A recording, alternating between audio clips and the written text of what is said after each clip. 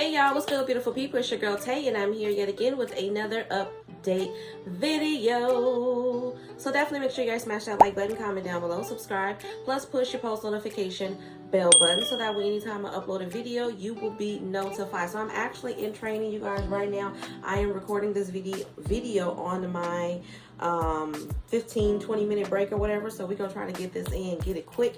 Okay, so the first thing that I wanted to talk about, I'm not sure if I had read this to you guys, but the FBI, specifically in Los Angeles, field office warns of increase in sextortion schemes targeting young males. Okay, it says the FBI Los Angeles field office is warning parents and caregivers about the increase in incidents involving young children. The FBI is receiving an increasing number of reports of adults posing as young girls, coercing young boys through social media to produce inappropriate images and videos, then getting money from them some way, somehow. And we've talked about this, you guys, just recently. There was a teen, I can't remember in what city, state, but he is suing somebody because he believes that there should be more security protocols in place to protect the children, and I agree. So this is yet again me giving you guys that public service announcement. If you're not already, which I'm pretty sure a lot of you guys are, be mindful of your surroundings at all times when you're out and about, or even when you're at home. Monitor your children. Okay, I have my children, I'm paranoid already as it is, you guys, but my children specifically know, for the most part, they're not supposed to engage in any type of chatting or any, you know what I'm saying? I'm constantly, and when I say constantly, I mean every day, talking to my children about the potential dangers of being on games that they think are only for children, and letting them know, hey, it could be a 35, 38, 20s, it could be an older person posing as a young boy or a young girl, just trying to get you to do inappropriate things for them or with them or whatever the case may be. Okay, so almost anytime, I say almost because kids will be kids, they get a message that they're like, I don't know what this is, or whatever the case may be, they do communicate that with me. So I'm just letting you guys know to be extra vigilant. The criminals are getting desperate. They're becoming more smart, and they are, you know what I mean, they're creating all types of schemes to con people out of their money and children and everything, you guys. So just be very, very mindful, not only in California but everywhere. Okay, it goes on to talk about what sextortion is, which I'm pretty sure you guys already know what that is, so I'm not gonna mention that too many on here. It says the coercion of a child by an adult to produce. Okay, so basically it's just giving an explanation of what it is. I'm just telling you guys to just be more mindful, because there's a lot of, specifically online, because a lot of our children are still going to school online and still have access to online more than they usually would. My kids don't spend time on the internet, or didn't spend time on the internet this much, but because of the pandemic and the fact that a lot of children are still doing homeschool, they're on their computers a lot more. So just be really, really, really mindful of that if you haven't already, you know what I mean. Hold on. Then I see this came out on the 29th of April. It says Arkansas recently rejected a pile of aid for rental relief purposes. You guys, I don't know what these governors are doing. It says it's not the first state to go this route. Since the start of the pandemic, many people have fallen behind on their rent payments. And while the economy has improved since 2020, many people's personal finances situations haven't. That means a lot of people still owe their landlords money and are at risk of being evicted until those debts are settled up. Now, the good news is that there's been a lot of money, roughly about $46 billion worth, available for struggling tenants in the form of federal rental assistance. That money was approved as a part of the last two stimulus bills that were signed into law. Okay, many states have done a great job of dishing out rental relief funds to residents in need, but at this point, many are also out of money and cannot accept new applications for rental assistance. Meanwhile, some states are still being offered additional rent relief funds, but that doesn't mean they are accepting that money with open arms. Okay, Arkansas, specifically last week, Arkansas Governor at Asa, I don't know if I'm saying her name right, it's ASAA, Asa Hutchinson, announced that the state will not be accepting most of the $146 million in rental assistance funds being offered to it. The reason boiled down to the state's low unemployment rate and generally strong economy. Arkansas isn't the first state to say no to rent relief.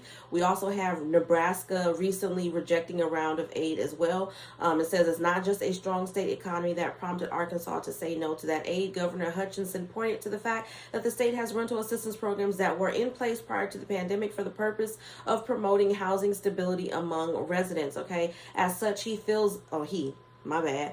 He feels that taking federal funds isn't necessary. On the one hand, that move could be seen as a good thing. Hutchinson could have easily said yes to that money, but instead acknowledges the state isn't necessarily a needy recipient of it. On the other hand, some advocates in Arkansas claim that rejecting the federal money could make it harder for struggling families to stay in their homes. Okay, so we've got Arkansas, Nebraska turning down funds, and then we have New York, New Jersey, California getting additional funds to help out with people who are struggling to get caught up on their housing payments. Okay, so I'm not exactly sure what rental assistance programs are still available. I know that we had one out here in California that recently the deadline passed for that. But I'm not sure about other states. If you guys want me to do a little bit of digging in your state specifically, then drop your state down below in the comment section. And once I get a chance, I will look into some rental relief for your specific state. Okay, moving on from that. And if you guys just heard that bamming noise, I told you guys they're doing some work here on the whole apartment complex. They're working on the roofs, and I'm not sure if they're starting on my side yet because this is a pretty large complex. But if you hear any drilling, sawing, or anything of that nature, then that means that they are pretty close by with their tools and they're doing what they got to do. Okay, I'm just letting you know. Now, families receiving CalFresh benefits now eligible for Head Start early learning programs, and I believe this is in California. It says just recently on Thursday, and this was published on the 28th of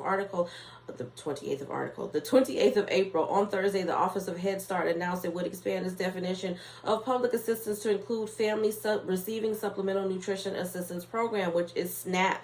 In California, this includes families currently eligible for CalFresh assistance. The change will remove significant barriers from the application process for families receiving SNAP, increasing access to Head Start early learning programs. And I've used that for three out of my 6 children. I've used that.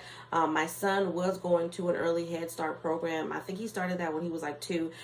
Seriously considering putting him back into some type of program, just so that he can get out of the house, because he's, his boy side is starting to come out a whole heck of a lot more, and he really does enjoy the outdoors. So I'm thinking that him going to school for a couple of hours will give him the opportunity to do that, even though I'm still kind of in between because of the pandemic. And like I said, prior to the pandemic, if I'm being 100% honest, I was just tired of getting a whole bunch of exposure notices from my son's school telling me that my son had been exposed to pink eye, my son had been exposed to lice, and whatever other things that children of other people were obviously neglecting to pay attention to, or just didn't care that they were putting other people's children in harm's way and were sending them to school anyway. So that is my fear more than anything else. Okay.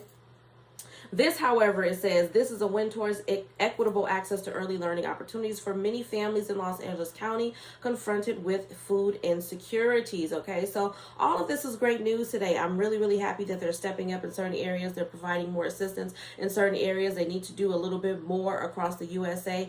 We already know that across the board, period. There are so many other programs that I think that they need to be pouring into, and they need to be flooding those programs with more money. It's good to have extra money for rental assistance programs, but they need more money and helping people who are already receiving public housing as well.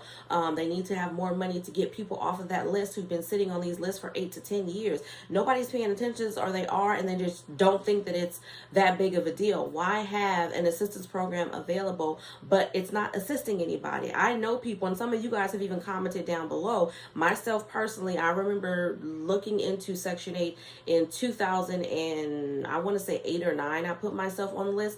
We're in 2022 and Section 8 has not contacted me. If I had waited for them, I probably would be homeless and not have anywhere to go. But everybody doesn't have it that easily. Everybody's not able to get themselves together in a tight squeeze and maintain themselves. You know what I mean? And a lot of us is barely maintaining ourselves. I had this conversation with my daughter yesterday. I'm trying to teach her about financial literacy because that was something that I didn't get from my parents when I was growing up. So I'm trying to teach them. And short story, not even a story, but just when I went to explain to her, because she was asking me, she was like, Mom, why are you always talking about bills? What exactly are you talking about? And so when I broke it down, I was like, I have to pay rent, I have to pay for the electricity, I have to pay for the gas so that we have hot water and that we can use our stove to cook on. I have to constantly pay for the TV that we're watching, the cable. I have a car note, I have to pay for that every month. I have to pay for insurance.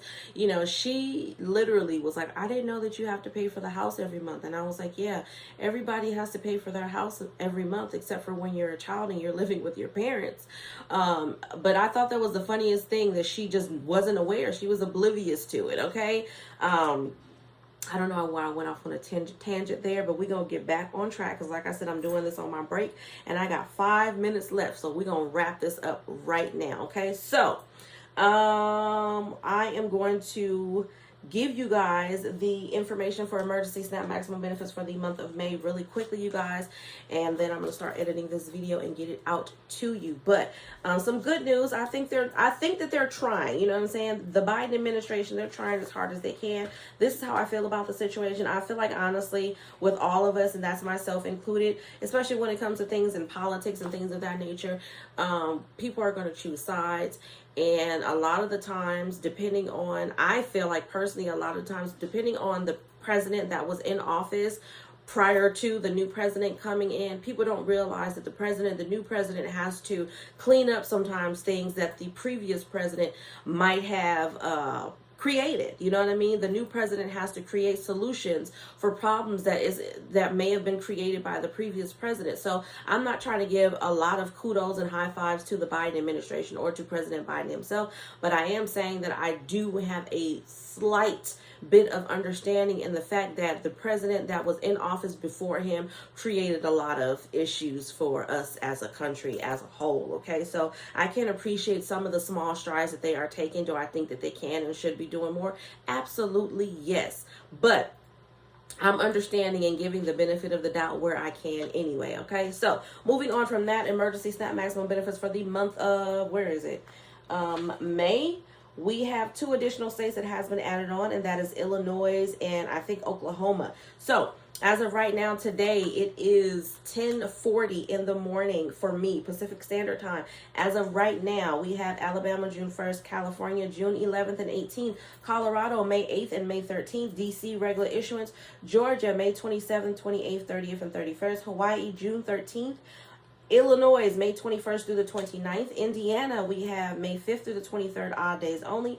Maine, May 10th. Maryland, May 1st through the 31st. Michigan, May 14th through the 23rd.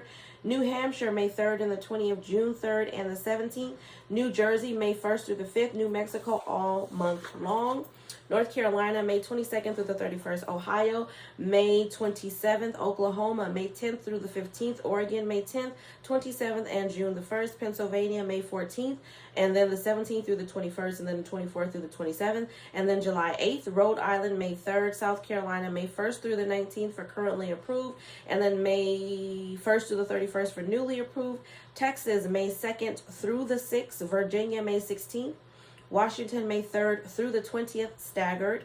West Virginia, May 4th, and then June 15th. And then Wisconsin, May 21st, and then July the 16th for a final run. And that is absolutely all. So, as always, you guys, I hope this information was in some way helpful or useful to you guys in the least little bit. Do me a favor if you haven't already. Don't forget to smash that like button down below because it really does help to let YouTube know that you like what I'm doing and you want me to stick around. Also, let's drop some hearts down below. I'm going to keep it simple. Drop some yellow or gold or orange hearts down below. Let me know you made it all the way to the end of the video. I know I'm talking really, really fast to you guys. One of you guys said that I sound like a auctioneering person, a person who does the auction. I don't think I talk that fast, but I do know that I talk fast. My brain is going a million miles per minute right now because I'm focused on this as well as my job training. So on that note, you guys, as always, I am going to say, remember to live, love, and elevate. You guys stay safe, be sane, and remember to keep it cool. And I will definitely see you guys in